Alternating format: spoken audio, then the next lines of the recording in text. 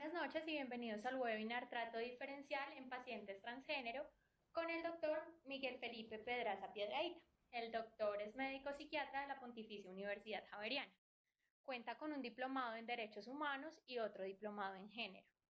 Además, lideró el proyecto Transitemos Juntos, con el que el Hospital San Blas busca una atención en salud integral, inclusión social de la comunidad trans y educación de la sociedad para aceptar esta realidad.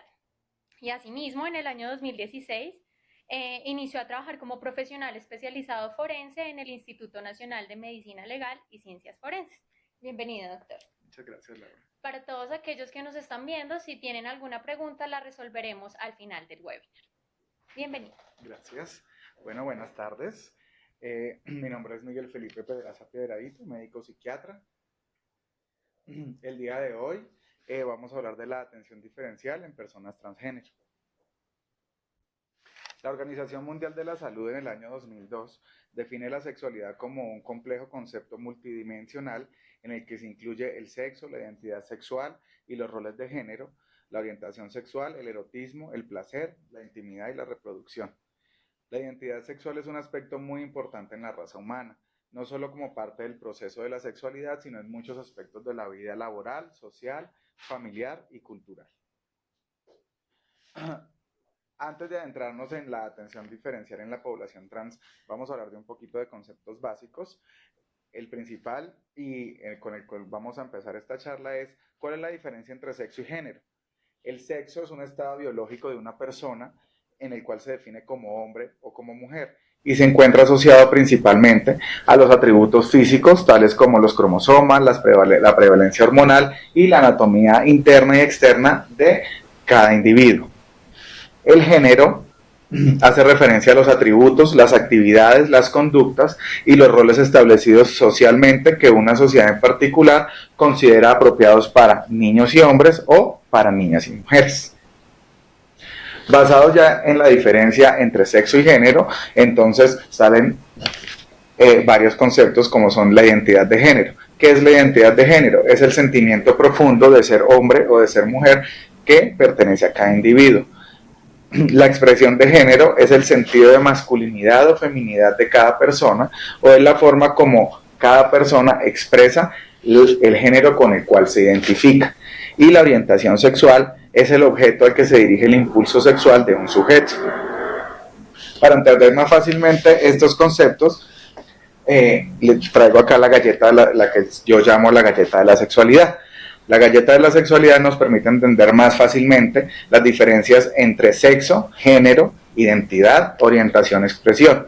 Como vemos en la galleta, la identidad de género hace parte del constructo que hace cada individuo con el género que se identifica. La orientación es hacia quién va dirigido el deseo, como se representa acá en la galleta. El sexo hace referencia a la parte biológica, lo que se considera como femenino, masculino o intersexual. Y la expresión hace parte, después de haber construido toda la identidad de género, es la forma en que la persona manifiesta esta identidad de género. En la última década, estos conceptos de género han entrado en diferentes campos de la sociedad. El mejor ejemplo de esto es esta edición especial que sacó la revista National Geographic el año pasado, en el cual hablan de la revolución del género.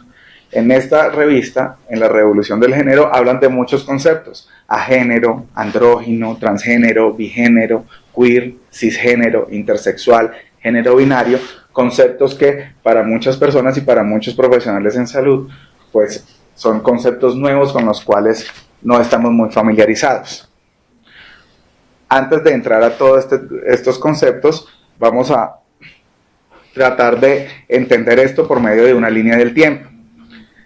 Como vemos en esta línea del tiempo, y si nos centramos a principios del siglo XX, la primera ola del feminismo que llegó en aproximadamente 1900, que fue precedida por la segunda revolución industrial, se centró en la igualdad de derechos en hombre y mujer. el principal logro en esta primera ola del feminismo fue el derecho al sufragio. En la segunda ola del feminismo, que se dio en los años 50, se buscó de equiparar una desigualdad de facto. Ya se habían logrado muchas cosas legales en la primera ola del feminismo, como el derecho al sufragio, el derecho a la propiedad y la igualdad en el matrimonio. Pero en la segunda ola del feminismo, que trajo la revolución sexual, llegaron los derechos sexuales y reproductivos, centrados también en la mujer. En esto los anticonceptivos obviamente impulsaron esta revolución sexual y se hizo que el papel de la mujer fuera más reconocido y más equiparado de facto, ya complementando lo que se había logrado a principios del siglo pasado en la primera ola del feminismo. En la tercera ola del feminismo, que empezó hacia finales de los años 90 y en la década pasada, se habló de que no existe un solo concepto de mujer o un solo concepto de hombre, que la feminidad y la masculinidad se pueden expresar de diferentes maneras. No existe una forma adecuada de ser mujer, no existe una forma adecuada de ser hombre, y cada persona individualiza esta forma de expresar.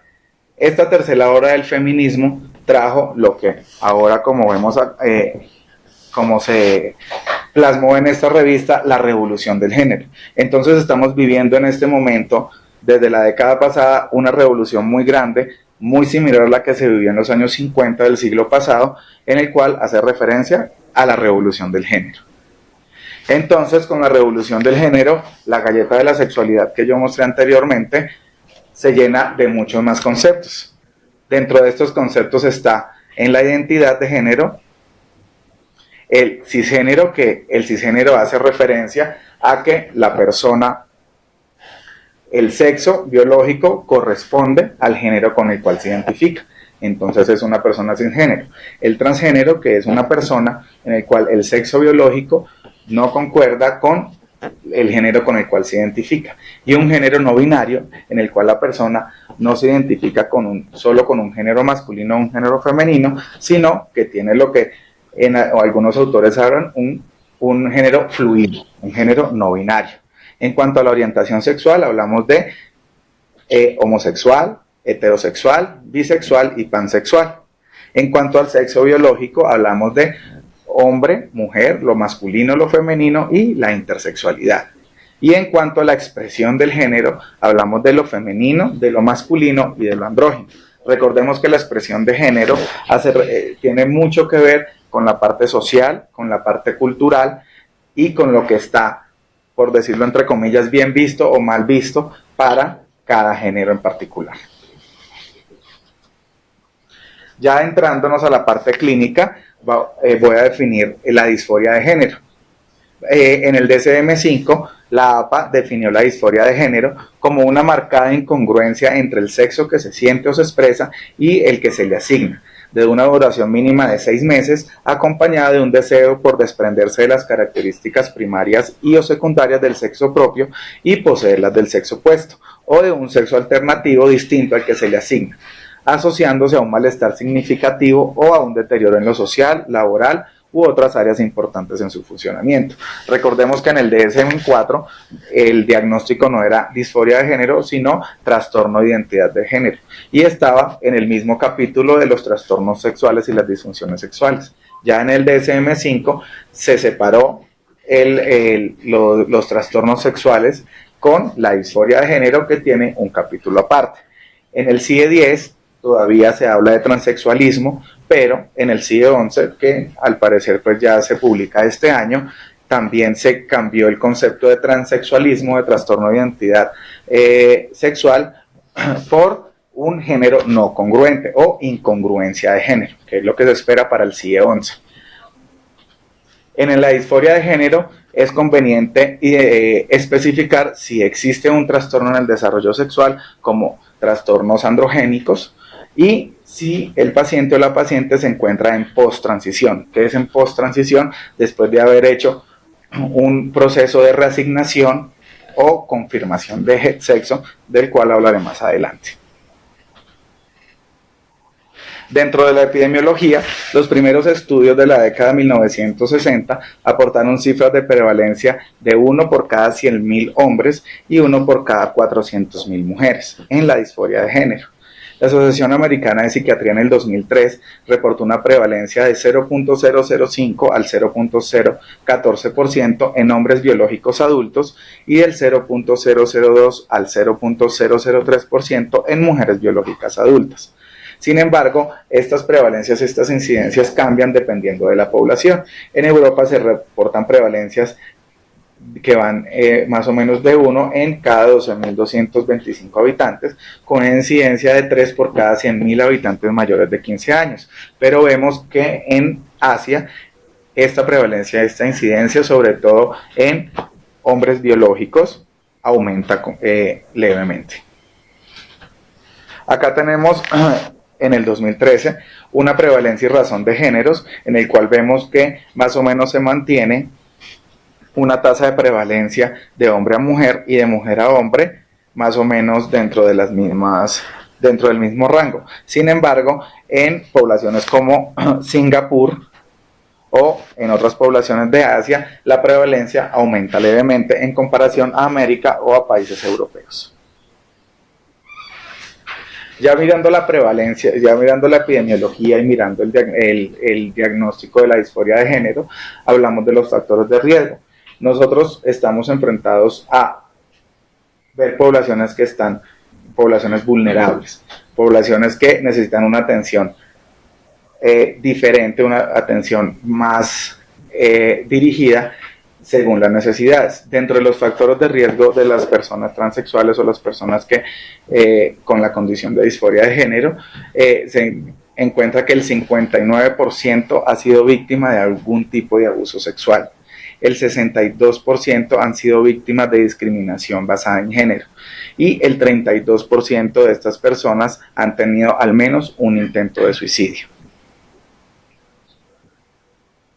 Dentro de las comorbilidades se encuentra el abuso de sustancias psicoactivas, los trastornos de personalidad y los trastornos depresivos y ansiosos.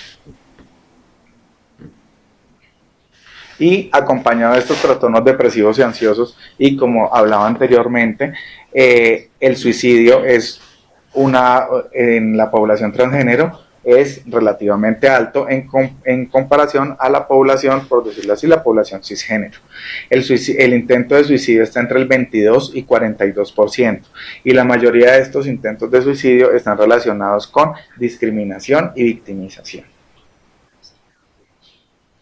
Dentro del tratamiento de la disforia de género, no existe evidencia clínica de que alguna intervención psicoterapéutica o farmacológica muestre la aceptación del sexo biológico en pacientes que tengan diagnóstico de disforia de género. La terapia de reasignación o confirmación de sexo es el único tratamiento que ha mostrado una evidencia favorable, lo que antes se conocía como el cambio de sexo. Los otros autores hablaron después de la reasignación de género y ahora se está hablando de la confirmación o reafirmación de género. El tratamiento que se busca en las personas transexuales es un tratamiento integral en las personas que están haciendo un tránsito de género. Este tratamiento tiene como eje central el tratamiento hormonal y el tratamiento quirúrgico, pero como vemos en esta gráfica, el tratamiento hormonal y el tratamiento quirúrgico debe ir acompañado de un abordaje psiquiátrico y psicológico durante el proceso que dura, durante el tiempo que dura el proceso de reasignación o confirmación, y hasta 5 o 7 años después que esta persona es sometida al tratamiento hormonal o el tratamiento quirúrgico. Y lo más importante, un abordaje biopsicosocial. ¿De qué sirve el tratamiento integral? Mejorar la calidad de vida del paciente transgénero. La calidad de vida del paciente transgénero tiene dos puntos bastante importantes para mirar. El primero, los que dependen directamente del tratamiento hormonal y del tratamiento quirúrgico, y el otro, el que no depende de este tratamiento. Dentro de las situaciones o los puntos que mejoran la calidad de vida está la estabilidad laboral, las redes de apoyo adecuadas, el periodo de transición y la percepción como género deseado por los demás. Para personas cisgénero, pues hacer una expresión del género masculino cuando mi género asignado y mi sexo biológico es de un hombre, entonces es mucho más fácil la percepción de género de los demás hacia mí, pues es mucho más fácil. Un ejemplo, yo no tengo que mostrarle a todas las personas que soy un hombre, porque la expresión del género concuerda con el sexo biológico. Las personas transgénero viven en una constante situación en la cual deben propender porque los demás los miren con el género con el cual se sienten identificados. Y esta percepción que los demás tienen de estas personas es lo que hace que la calidad de vida mejore. El periodo de transición también es muy importante. No es lo mismo que una persona transexual que se someta a terapia hormonal o a terapia quirúrgica se demore 10 años en este proceso, a que se demore 2, 3 o 4 años en este proceso.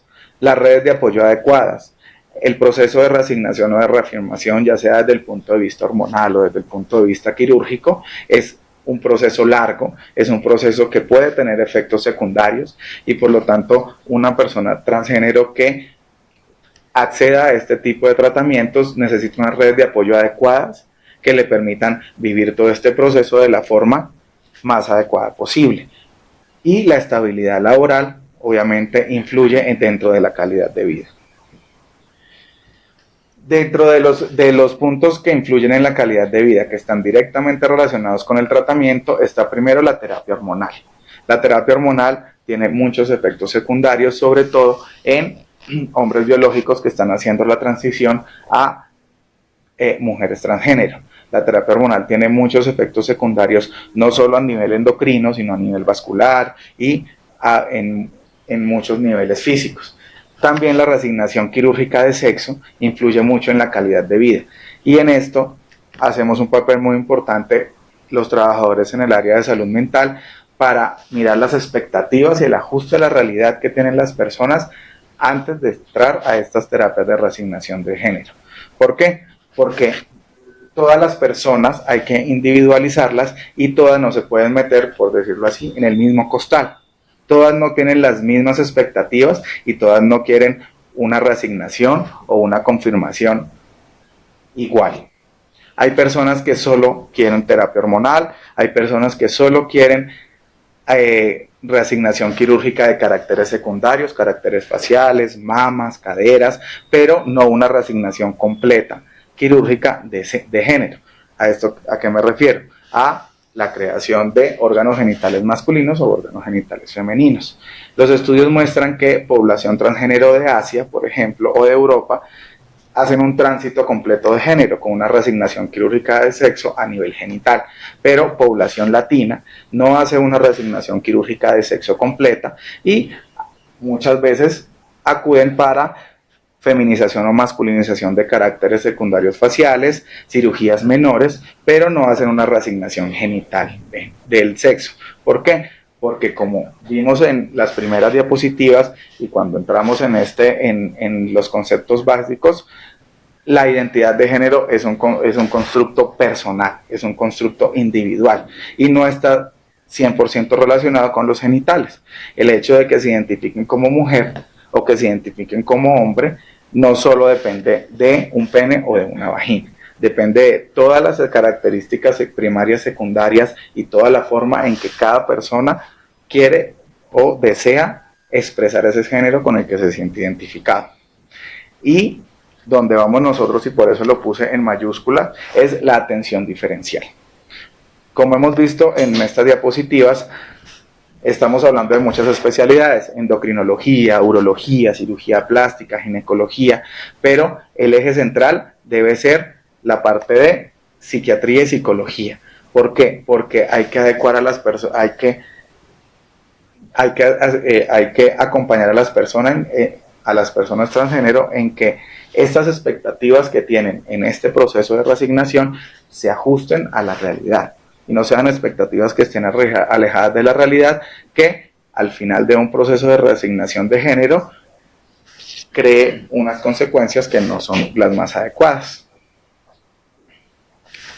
Entonces, ¿qué es la atención diferencial? La atención diferencial está encaminada a que las personas transgénero que atendamos desde el punto de vista clínico en salud mental, este abordaje esté encaminado a sus necesidades particulares. ¿Cuáles son las necesidades particulares?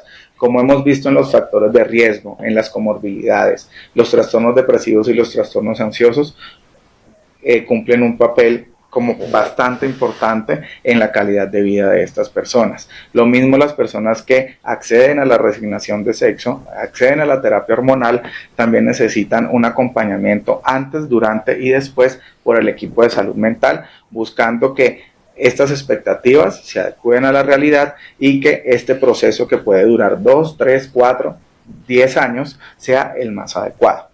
Entonces, voy a empezar a hablar de unos ítems o unos pasos que debemos tener a la hora de una atención diferencial a la población transgénero. El primero es, y el más importante, que es en el que he hablado durante toda la charla, es entender que el género es una construcción no binaria que permite una gama de identidades de género, y que la identidad de género de la persona puede no coincidir con el sexo asignado al nacer. Hemos visto, y como hablé al principio, que hay muchos conceptos nuevos: agénero, bigénero, queer, cisgénero, conceptos con los cuales no estamos familiarizados, pero hay que entender que existe una gran gama y que el género no es solo un género binario que se identifica dentro de lo masculino y lo femenino, sino que es un espectro mucho más fluido y que cada persona lo vive de una forma muy particular. Dentro de esta atención diferencial también está el entender que la identidad de género y la orientación sexual son construcciones distintas pero interrelacionadas. Hay estudios que muestran que la identidad de género, o que el género, se empieza a identificar desde la etapa escolar, desde los 4 o 7 años hacia la adolescencia, mientras que la orientación sexual se empieza a definir más en la etapa de la adolescencia. Son dos constructos diferentes, la identidad y la orientación, pero se interrelacionan cada uno. Por lo tanto, el acompañamiento no solo debe ir hacia la identidad de género, sino hacia todo el constructo de la sexualidad que tiene cada persona. El entender cómo la identidad de género se mezcla con otras identidades culturales de las personas transgénero. No es lo mismo una persona transgénero en Colombia, no es lo mismo una persona transgénero en San Francisco, no es lo mismo una persona transgénero en la India, porque el concepto cultural, el concepto social y la interpretación que se tiene de lo masculino y lo femenino en cada una de estas culturas es diferente. Por lo tanto, hay que individualizar al paciente. Incluso acá, en el propio país, es muy diferente un constructo de género en culturas como la cultura pacífica, la cultura atlántica, la cultura del interior o la cultura del sur de Colombia. Por lo tanto, hay que individualizar a cada paciente. Igual, basados en género, no es lo mismo atender a una persona, a una mujer transgénero, que a un hombre transgénero. Tienen necesidades diferentes, necesidades particulares, y hay que individualizar a cada uno de los pacientes. También dentro de la atención diferencial debemos ser conscientes de cómo las actitudes y el conocimiento que tenemos sobre la identidad de género y la expresión de género pueden afectar la calidad de la atención que brindamos a las personas transgénero y a sus familias. Las personas transgénero no son personas solas, son personas que se mueven dentro de diferentes ambientes: el ambiente social, el ambiente familiar, el ambiente laboral y el ambiente académico. Muchas de estas personas han sufrido discriminación desde temprana edad. Muchas de estas personas crearon nuevas redes de apoyo familiares debido al rechazo de su propia familia. Nosotros, cuando se trabaja con las personas transgénero, nosotros vemos que estas personas tienen su mamá biológica y su mamá trans. Y esta mamá trans cumple las mismas funciones de una mamá, de cuidarlas, de enseñarles cómo este proceso de creación o de apropiación del género basado en los círculos sociales, los círculos culturales y los círculos laborales en que se mueven. Por lo tanto, debemos identificar estas familias, estas redes de apoyo de las personas transgénero, para poder así hacer un abordaje más integral y que no afecte la calidad de estos núcleos en los que se desenvuelve el paciente. Debemos también reconocer la influencia de las barreras. Debemos también reconocer cómo el estigma, el prejuicio, la discriminación y los diferentes tipos de violencia afectan la salud y el bienestar de las personas transgénero. Nosotros no podemos limitarnos a la atención de puertas para adentro del consultorio en las personas transgénero cuando afuera de esas puertas del consultorio están viviendo una realidad. No debemos ser ajenos a esa realidad, por lo tanto, nosotros como profesionales de la salud debemos también reconocer y vencer esos estigmas y esos prejuicios que afectan la salud y el bienestar de las personas. Un ejemplo de estos es, y el más sencillo de todos, es el nombre identitario. Muchas de las personas transgénero todavía tienen un nombre legal diferente al género con el que se identifican. Una consulta inicial en el cual se pregunte cuál es su nombre identitario o cuál es el nombre con el cual usted es conocido o conocido. Empieza a romper estigmas y prejuicios. Que en la sala de espera o en la entrada del consultorio no se le llame por el nombre que está en la cédula cuando todavía no ha hecho un cambio de nombre y de género a nivel legal, sino que se llame por el nombre identitario. Algo tan sencillo como eso empieza a romper esos estigmas, a romper esos prejuicios y a que la persona se sienta en un ambiente incluyente y un ambiente seguro en el cual puede hablar de todas sus necesidades. Reconocer la influencia de las barreras institucionales que viven las personas transgénero y ayudar a desarrollar entornos positivos e incluyentes. Vuelvo al tema que estaba hablando ahorita y es algo tan sencillo como el nombre identitario. Empezar a llamar al paciente por el nombre identitario, no llamarlo por el nombre que está en la cédula cuando todavía no ha hecho este cambio.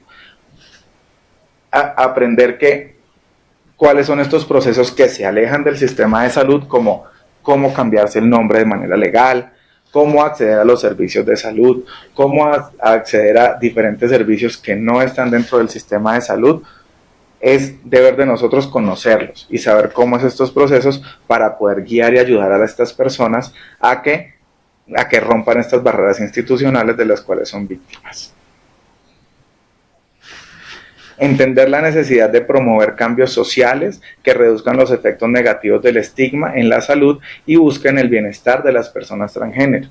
Al hablar de promover cambios sociales no estoy hablando de cambios muy grandes, de salir con una pancarta, cambios pequeños, cambios como el nombre, cambios como en la institución donde se trabaja, capacitar al personal de vigilancia para una atención incluyente y un trato incluyente a las personas transgénero, capacitar al personal de enfermería, hacer unas jornadas psicoeducativas en el cual el resto de personas que accedan al servicio de salud puedan incluir y puedan empezar a normalizar, como debe ser, la atención en los pacientes transgénero.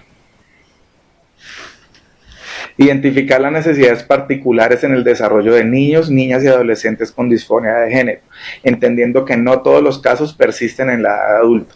Esto es muy importante porque los estudios en niños, niñas y adolescentes con disforia de género o con trastorno de identidad de género, según la clasificación que se maneje, son muy recientes y todavía no tienen un universo como bastante establecido para guiarnos por un tipo de manejo establecido, especialmente hacia niños y niñas. La literatura habla que aproximadamente entre el 20 y el 60% de niños y de niñas que se identifican con el género no asignado al nacer o con el sexo biológico no perduran en la edad adulta. Sin embargo, si miramos más profundamente estos estudios, nos damos cuenta que muchos de los estudios se basan en abandono de tratamiento, en que el paciente o la paciente ya no se encuentra. Entonces eso hace que este porcentaje se infle considerablemente, pero que no sea muy específico en evaluar si desistieron de este tratamiento o si simplemente abandonaron por las barreras que existen en los sistemas de salud.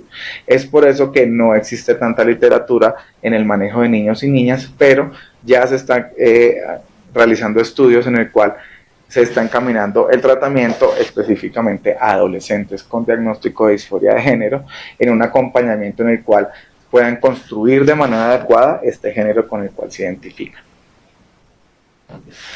comprender los desafíos particulares que las personas transgénero adultas mayores tienen y evaluar la resiliencia que puedan desarrollar. Las personas adultas mayores transgénero tienen características muy particulares.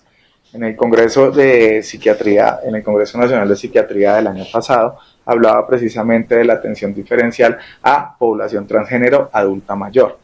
Es muy importante, ¿por qué? Porque las necesidades cambian. Es muy diferente una persona transgénero antes de esta revolución a después de esta revolución.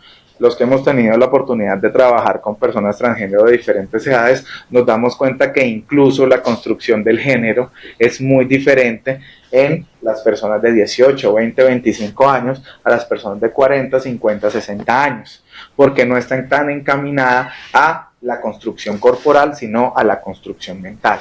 Entonces vemos que ya no se someten a las cirugías o a las reasignaciones quirúrgicas que se sometían personas mayores con el diagnóstico de la disforia de género.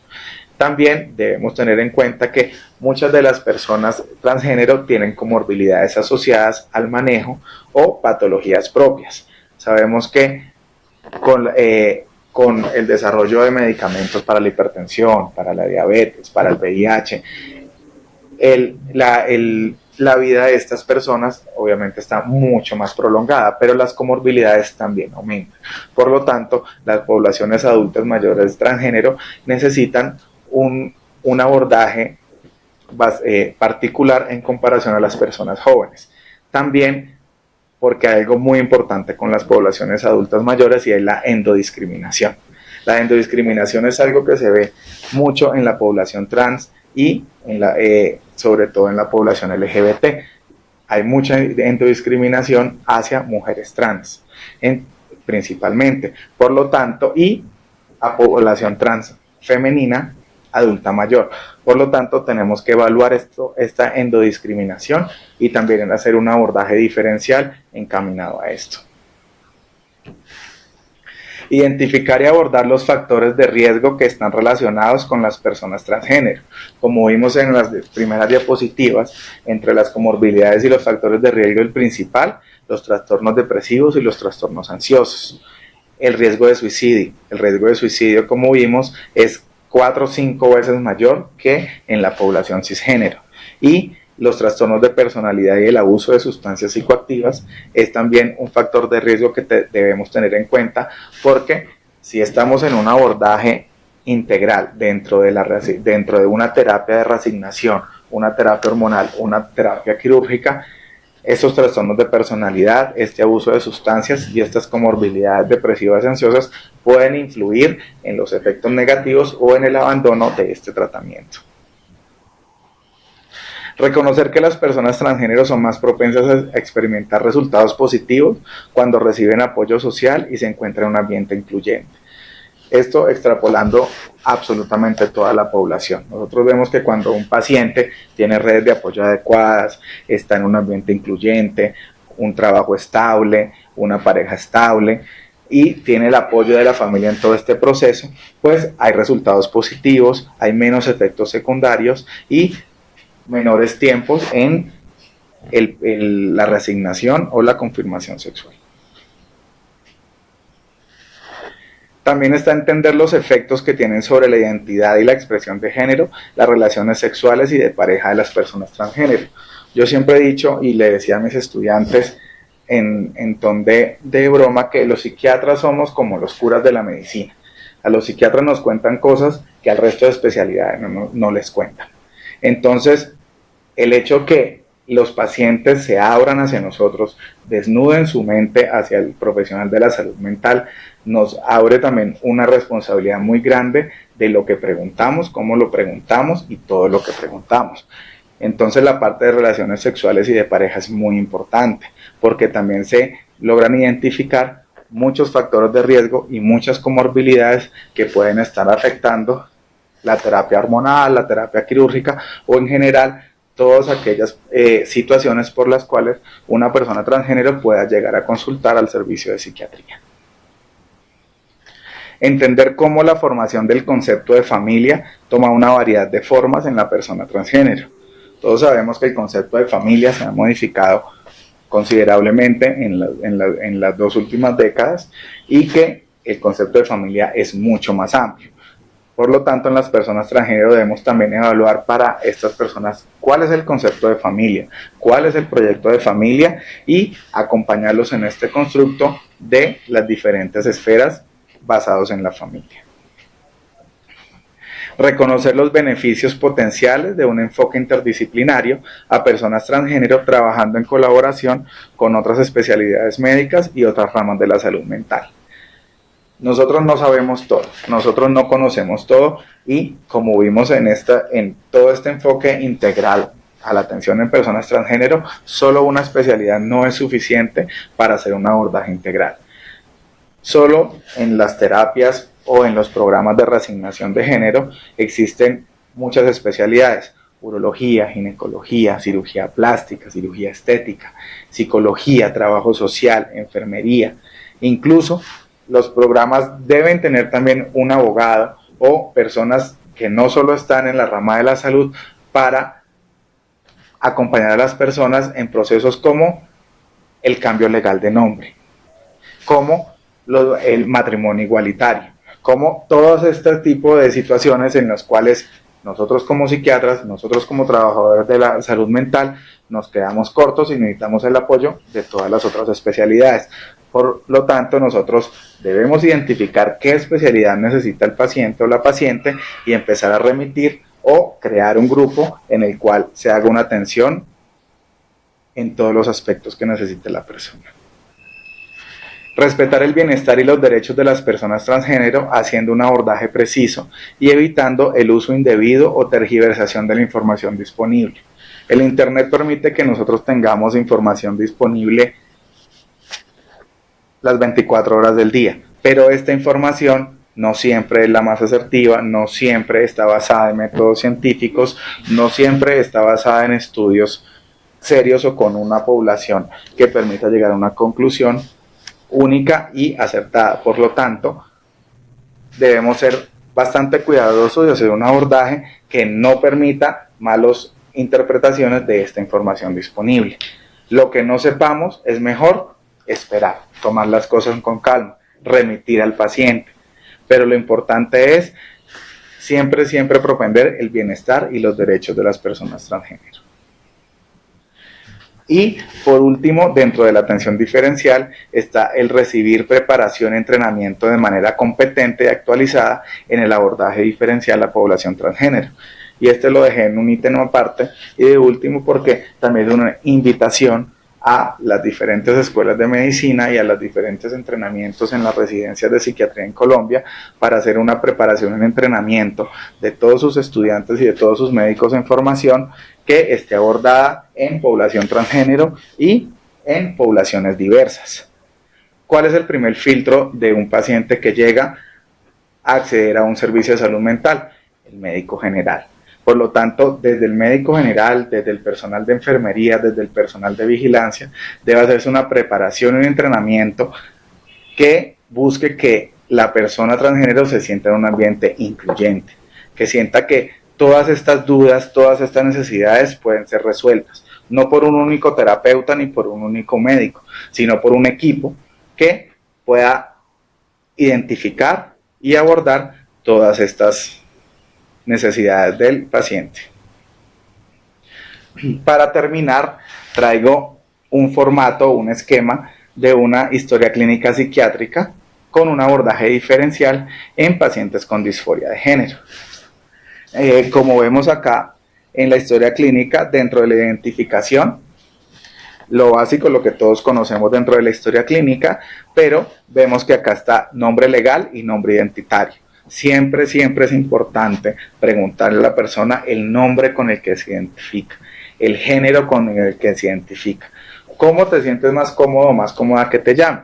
El, la, qué prefijo vamos a usar en el paciente. Es importante preguntarlo. No asumir que estamos usando el prefijo o usando el nombre adecuado, sino siempre preguntar al paciente y a la paciente cómo se siente más cómodo. Dentro de las partes de la historia clínica, como todos conocemos la historia clínica psiquiátrica, pues el motivo de consulta, la enfermedad actual, los antecedentes, la historia personal y familiar, las experiencias emocionalmente perturbadoras y la personalidad primordia. Es muy importante y acá está diferente dentro de este esquema de historia clínica, las redes de apoyo. Identificar las redes de apoyo en la población transgénero es muy importante. La familiar, la laboral, la social y la de pareja. Recordemos que muchas personas transgénero tienen familias no biológicas, familias con las cuales se identifican y familias que se conforman basadas en su género o en su identidad de género. Y por lo tanto estas redes de apoyo es importante identificarlas.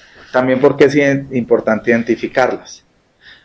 Algo que vemos mucho en Colombia cuando atendemos población transgénero es, dadas las barreras que hay en el acceso a la salud, los tratamientos artesanales o tratamientos no aprobados que se realizan de manera clandestina. Inyección de aceite de cocina, aceite de motor, inyección de biopolímeros en la región de las caderas, las mamas. Las complicaciones que tienen estas personas que hacen estos tratamientos artesanales son bastante grandes. De hecho, cuando trabajé en el programa con la población transgénero, tuve la oportunidad de identificar estas comorbilidades asociadas a estos tratamientos artesanales y pues las complicaciones son bastante traumáticas y deforman tanto física como mentalmente a la persona. Entonces, por lo tanto, es importante identificar la red de apoyo también para alejarlas de estos factores de riesgo que pueden complicar, como son las cirugías artesanales. El funcionamiento actual es muy importante identificarlo dentro de la persona trans. ¿Por qué? Porque el funcionamiento actual nos permite llegar al siguiente ítem, que son las expectativas del proceso. Las expectativas del proceso, esta historia clínica está encaminada a la población trans que accede a una terapia hormonal o a una reasignación quirúrgica de sexo. Por lo tanto, el funcionamiento actual permite identificar qué es lo que quiere con el proceso, desde lo personal, desde lo familiar, desde lo laboral, social, sexual y de pareja. Identificando este funcionamiento actual, estas expectativas del proceso, podemos hacer un acompañamiento mucho más particular, mucho más individualizado a lo que realmente quiere el paciente. Y por último, el examen mental, el análisis, los diagnósticos y el plan de tratamiento. También anexo dentro de este esquema o de este formato de historia clínica los ítems diagnósticos para disforia de género según el DSM-5. Esto no es una camisa de fuerza, tal como lo hablé durante toda la charla. El constructo de género es individual y no podemos ceñirlo a una checklist en el cual nos diga que 5 de 10, 8 de 10, 9 de 10, entonces sí puede acceder o no puede acceder, sino que nos permita centrar un poquito al paciente o la paciente en sus expectativas, su funcionamiento actual, y basados en estos ítems diagnósticos empezar a trabajar y ahondar más en la identificación de cada una de las partes del paciente o de la paciente. Recordemos que en este momento en Colombia se necesita una valoración y un diagnóstico por parte de un psiquiatra para que puedan acceder a la terapia hormonal o a la terapia de reasignación de género. Lo que hace que el concepto de disforia de género y el concepto de los trastornos de identidad de género todavía se patologice. Lo que se está buscando y lo que se buscó con el cambio del DSM-4 al DSM-5, el cambio que va a haber del CIE-10 al CIE-11, es despatologizar la disforia de género y que no se necesite un diagnóstico psiquiátrico para que la persona pueda acceder a estos servicios, sino, como en varios países ya se está realizando, un consentimiento informado diferencial que nos permita que la persona rompa estas barreras de acceso a la salud y que el acompañamiento por parte de psiquiatría y de psicología sea un acompañamiento no desde lo patológico, sino desde la construcción del género. Muchas gracias. Silvia Rada Rivera, una activista LGBT transexual, que fue una de las que participó en las revueltas de Stonewall en 1969 y a partir de ahí se lograron muchos derechos a la población LGBT. Muchas gracias. Bueno, muchas gracias, doctor. Abrimos el espacio a preguntas. Si ustedes tienen alguna pregunta, pues es el momento de hacerlas, y para todas las personas que nos están viendo también pueden hacer las preguntas. Doctor, buenas noches. Primero que todo, felicitarlo por la fortuita charla. Quisiera preguntarle algo de lo que es la realidad ahorita aquí en Unidad. ¿De qué manera piensan ustedes como Asociación Colombiana de Psiquiatría individualizar a los pacientes, ¿sí? Y, mejor dicho, contar con el acompañamiento de lo que son escuelas de medicina, médicos generales, residentes en psiquiatría y todas especialidades de ahí en adelante? O sea, ¿de qué manera piensan ustedes incluir esto y quitar el estigma que hay entre profesionales de salud hoy en día? Bueno, sí es una pregunta muy importante porque como te decía como decía durante la charla, no todos los pacientes llegan directamente a donde el psiquiatra. Existe el filtro enfermería, el filtro medicina general, el filtro primer nivel, el filtro promoción y prevención, y muchas veces los pacientes y las pacientes transgénero no consultan porque son transgénero, consultan por las comorbilidades. Está deprimida, está ansioso, sufre violencia intrafamiliar, tiene abuso de sustancias. Lo principal, el principal foco que debemos abordar es el entrenamiento a los médicos, el entrenamiento al personal de enfermería. Yo siempre les digo, y en las primeras diapositivas que vieron la revista de Nat Geo, es una revista que permite conceptos básicos y permite entrar como en identificar todos estos conceptos. De hecho, el concepto de cisgénero es un concepto relativamente nuevo. Entonces, el hecho de que yo diga, mucho gusto, Miguel Felipe Pedraza, hombre cisgénero. ¿Qué es eso? ¿Qué es cisgénero? Que es que mi género concuerda con mi sexo biológico. Yo no me voy a andar presentando como hombre cisgénero. Pero sí, el conocer este tipo de conceptos y el conocer que existe un género fluido, que no solo va de lo negro a lo blanco, sino que tiene una gama bastante amplia, permite a las personas romper ese estigma. Bueno, doctor, más que una pregunta, nos hacen como una reflexión o una aclaración.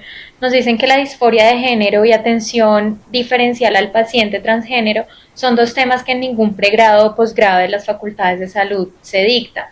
Que si se dictara que si fuera así no sería tan difícil dar una atención digna y humanizada pues a todos los pacientes que que asisten, digamos, porque como es un mito o es muy difícil salir de la burbuja, digamos, donde están, entonces esto lo que hace es dificultar esa salida. Exacto, sí. Es la principal como barrera que tenemos como profesionales de salud que nos estamos entrenando constantemente, y es el abordaje de estos temas desde pregrado, incluso desde el colegio. Lo que se busca es que las personas estén familiarizadas con estos conceptos desde el colegio, que un niño o una niña de 15 años identifique que un compañerito puede tener una disforia de género, que un compañerito o una compañerita se pueden identificar con el género contrario, que un compañerito o una compañerita están expresando su masculinidad o su feminidad de forma diferente. El hecho de empezar a reconocer la diferencia en el otro, el hecho de empezar a reconocer que existen muchísimas formas de expresar la masculinidad y la feminidad, hace que el abordaje sea mucho más amplio y que rompamos las barreras de acceso a la población trans. Adicional, dice que dentro de los especialistas de psiquiatría aún existe el estigma y es la escuela antigua, sumado a que son casos complejos con morbilidades. ¿Cómo podemos, la nueva generación de psiquiatras, no continuar con esto? Exacto. Lo principal, instruirse en el tema.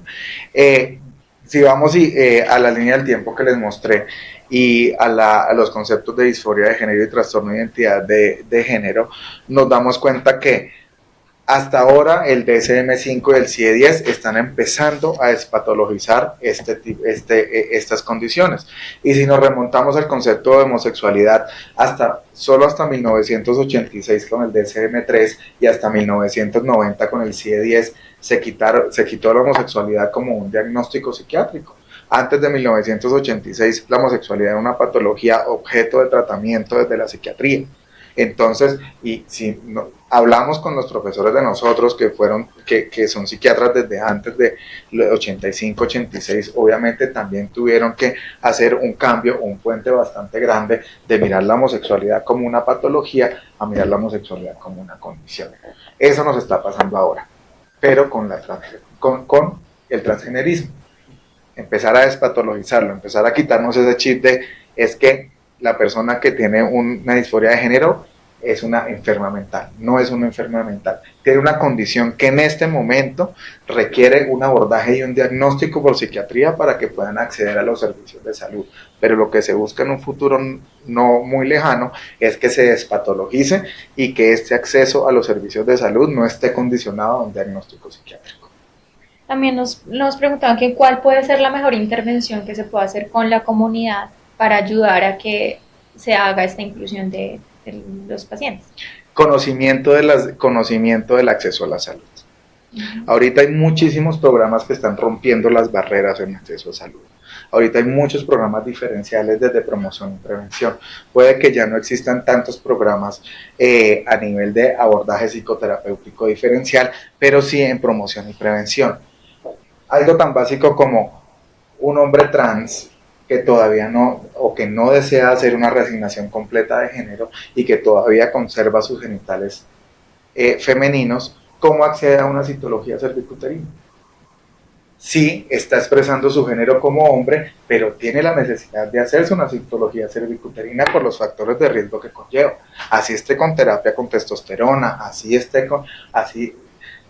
fenotípicamente, físicamente sea un hombre, tiene órganos genitales femeninos que requieren una intervención diferencial. Entonces, algo tan básico como eso genera también un choque. Tuve un paciente en el cual fue a varios servicios de salud para una citología cervicuterina, pero como era un hombre, nadie le tomó la citología cervicuterina. Entonces, cosas tan sencillas como esas es que se deben empezar a romper. Hay servicios o centros de salud en Bogotá y en diferentes ciudades de Colombia como Cali, como Medellín, especializados en estas comorbilidades y en esta promoción y prevención a población trans, pero la población no la conoce. Entonces, es acceder a la información. Doctor, buenas noches. Yo tengo una preguntita en cuanto al comportamiento y cómo estas personas se ven a veces como enojadas y como a toda hora alerta ante la comunidad. Esto se debe más a, pues obviamente al proceso de cambio, pero más como a factores de cambios endocrinos de acuerdo a sus tratamientos que le han hecho o por la exclusión que le hace la sociedad. Existen las dos razones.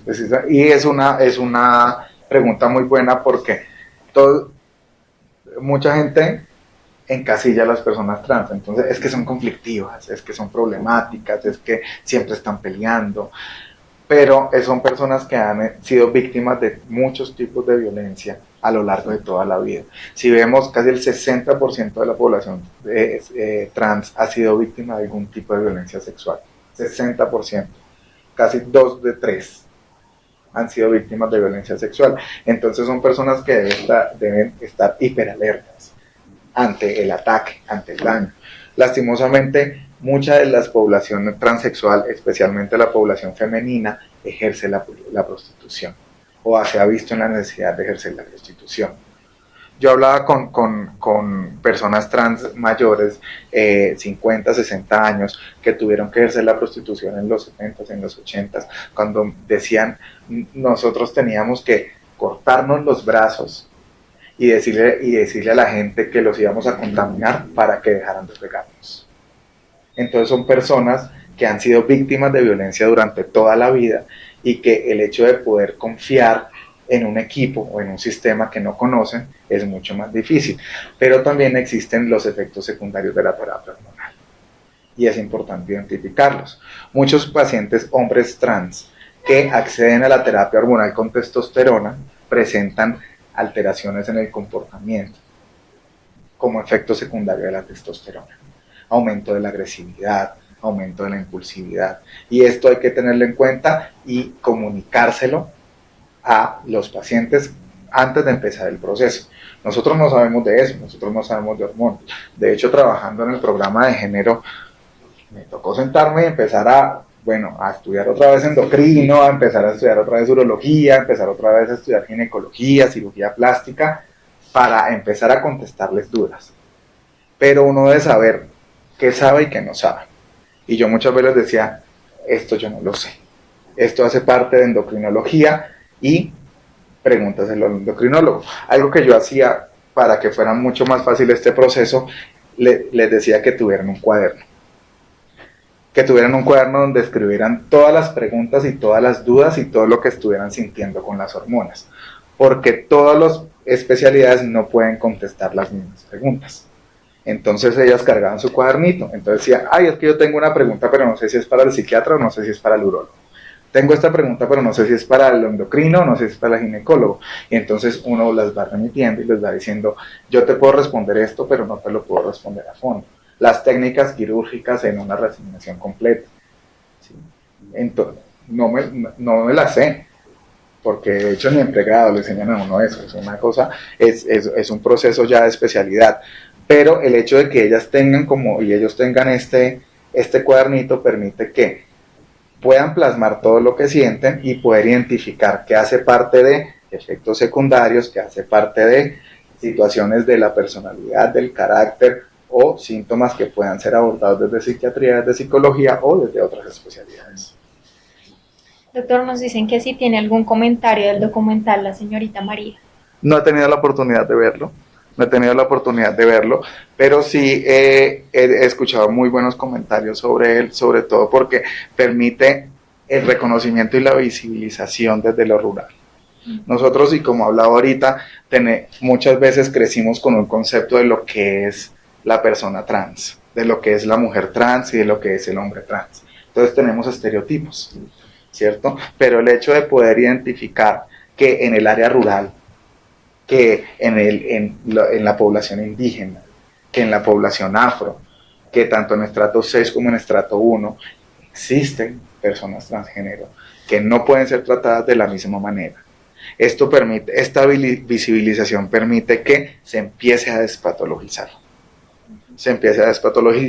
Y por eso es que estamos viendo más en los medios personajes trans, que estamos viendo más noticias alrededor de la población trans, porque lo que se busca es la visibilización. La visibilización despatologiza y normaliza y hace un ambiente mucho más incluyente para la población trans. También nos dicen que si hay alguna estadística que sirva para argumentar ante los entes directivos en el sistema de salud para la atención diferencial para pacientes trans y diversos. La epidemiología está, pues, como lo leen en unas diapositivas, está entre 1 o 2 por cada 100.000 habitantes. No hay epidemiología a nivel nacional. Tenemos un estudio que se hizo de población LGBT hace 4 o 5 años en Bogotá, pero está basada en la identificación de cada persona.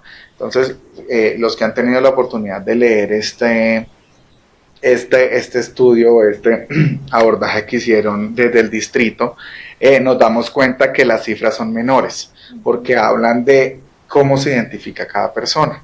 Estaba la parte lesbiana, la parte gay, la parte transgénero y la parte heterosexual. Los que se identificaban como transgénero son mucho menores que las prevalencias y las incidencias que uno ve en la literatura mundial, lo mismo que las lesbianas y los gays. Pero si analizamos esa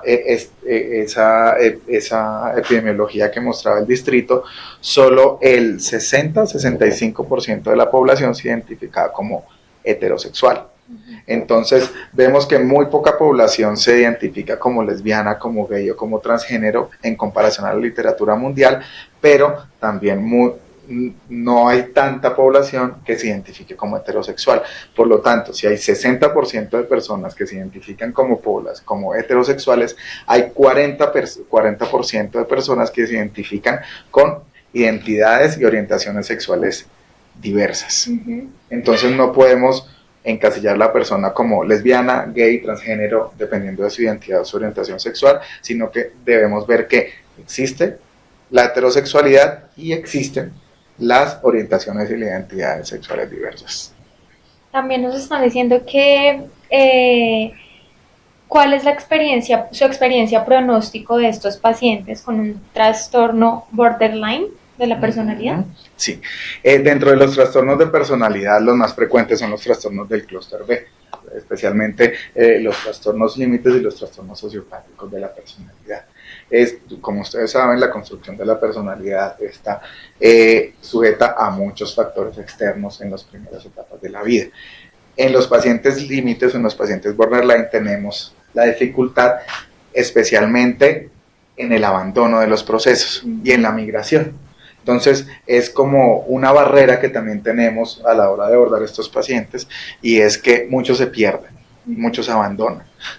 Factores: la personalidad, una personalidad emocionalmente inestable, o también las esferas sociales, laborales y familiares migran constantemente y son muy variables, y hace que estos pacientes se pierdan fácilmente.